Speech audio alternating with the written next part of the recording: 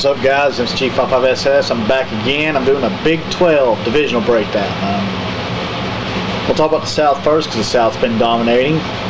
Oklahoma, I think, will win the South because Bradford's there. They got experience at QB position. As long as he stays healthy, they should win. Texas, they won't fall greatly behind, but they're going to have Gilbert now, who's not going to be as productive as McCoy, and they struggled against Oklahoma with McCoy there last year. I don't think they'll beat Oklahoma this year. I think they'll be number 2 in the division. Texas A&M makes a team on the rise. I think they're going to be doing good. 17 young players played. I think they're freshmen. Their O-line wasn't very consistent with their play. If they get that fixed, they could be a threat. On Texas Tech, I expect their offense to improve, but the D is kind of taking a step back this year. Oklahoma State is probably the least improved team because they've lost so much on both sides of the ball. They're looking to take a step back this year and rebuild. That's just what's going to happen. Baylor in the South will probably still be in the bottom, but they'll close the gap a little bit between them two teams. They've had a little bit of good recruiting and everything, better than what they've had. So they're going to close the gap a little bit, but it ain't going to be enough to be moved out of the cellar. All right, and I'm going to the North. I picked Nebraska to win. I'm not jumping on the bandwagon or anything, but, they lost some big players. They got 7 return on that great defense they had, and they're really one of the only big defensive teams in a really non-defensive conference. Defense doesn't hold high in that conference.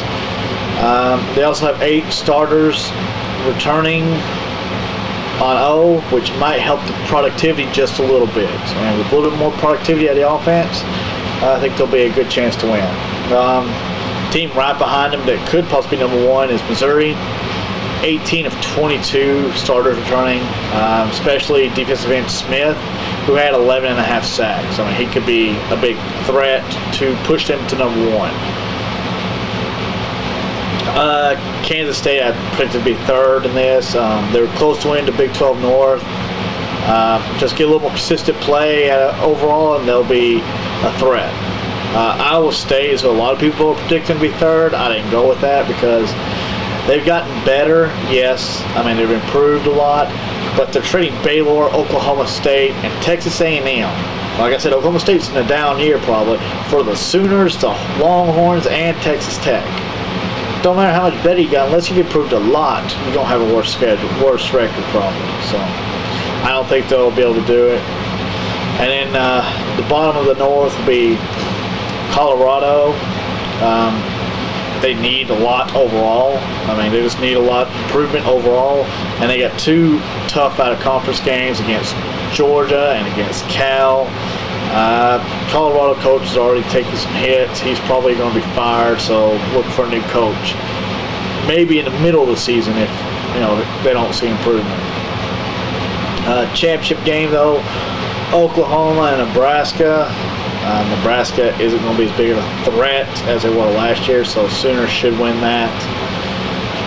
Will Sooners go undefeated? It's just like the SC. It's a tough call because you got a lot of big teams in the South, so anything can happen. They could, but I really don't think they will. I think they'll make it 1 loss. But like I said, this is all pending injuries too, so don't come here and say, oh, this team's going to go down and everything. We don't know what's going to happen. Anything can change if somebody gets injured. So this is all pending injuries.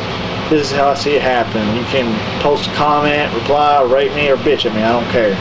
But this is how I see the Big 12 working out. See y'all for another division later on.